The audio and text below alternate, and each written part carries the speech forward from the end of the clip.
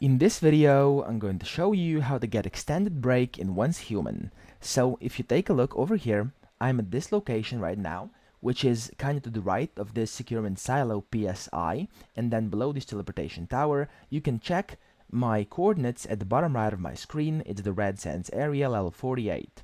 So you want to get over here, and then once you're over here, you will see some balloons in the sky. So just look around and you'll see some balloons. Now, you want to look for the first balloon, zoom in it, or simply shoot it with something, and then once you shoot it, another one will appear. Shoot that one as well, and then the third one will appear too, and there will be, I think, 3 in total. I just shot them down by mistake right now.